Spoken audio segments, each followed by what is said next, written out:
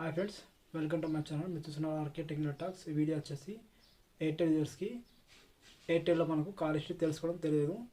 My జియోలో మాత్రం సింపుల్గా జియో యాప్లో ఉంటుంది కాల్ హిస్టరీ, కానీ ఎయిర్టెల్లో మాత్రం ఉండదు. అది ఎలా చెప్తా తెలుసుకోవడం. వీడియో స్టార్ట్ అయ్యే ముందు మన ప్రీవియస్ వీడియో ఎయిర్టెల్ది ఇంకోటి ఉంది, అది రీఛార్జ్ మీద క్యాష్ బ్యాక్ మరి 2GB కూపన్స్ ఇలా వస్తాయి. ఇవి రీఛార్జ్ మీద కూపన్స్ వస్తాయి అండ్ కొత్త సిమ్ వరకు కూపన్స్ వస్తాయి. మీకు 53కి 3GBకి ప్లస్ 2GB వస్తుంది, 64కి 3GB 4GBకి ప్లస్ 2GB వస్తుంది.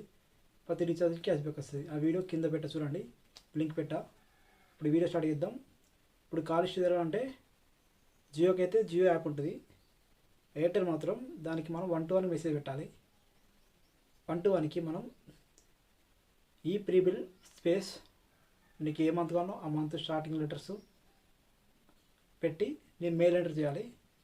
మొత్తం 3 ఈ ప్రీ బిల్ ఏ మంత్ అంటే ఆ మంత్ నాకు ఈ జనవరి అంటే జెన్ ప్లస్ ఈమెయిల్ ఎంట్రీ చేస్తే 121 మెసేజ్ పెడితే మనకి ఎంబడే మెసేజ్ వస్తుంది.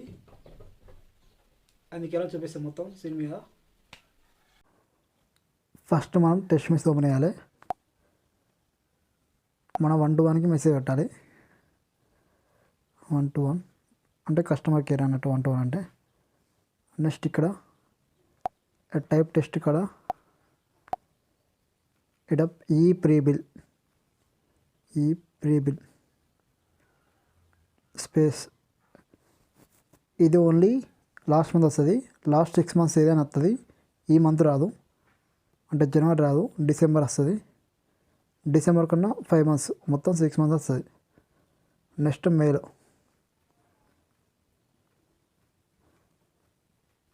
ఎంటర్ చేస్తే మన మెయిల్కు పీడిఎఫ్ ఉంటుంది. ఆ పీడిఎఫ్లో మన కాల్ హిస్టరీ ఉంటుంది మొత్తం.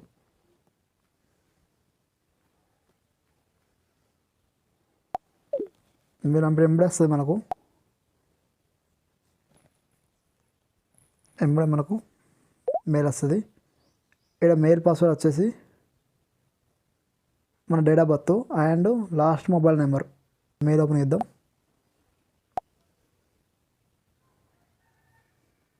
ఇవి వచ్చింది. ఈ పీడిఎఫ్ డౌన్లోడ్ చేయాలి.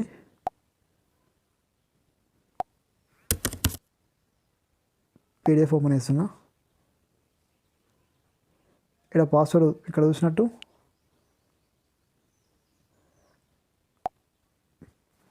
ఇలా ఫస్ట్ మన date of birth, last 4 number mobile numbers.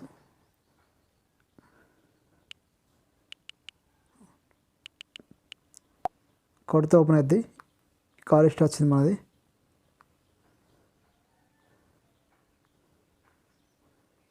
మొత్తం కాల్ హిస్టరీ వచ్చింది.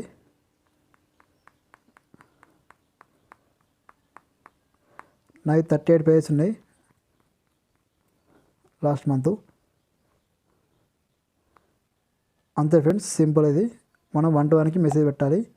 ఈ ప్రీ బిల్ అని స్పేస్ ఏ మంత్ ఆ month starting 3 letters and mail ID పెడితే వెంబడే మనకు మనకు మెసేజ్ వస్తుంది అండ్ మెయిల్ వస్తుంది.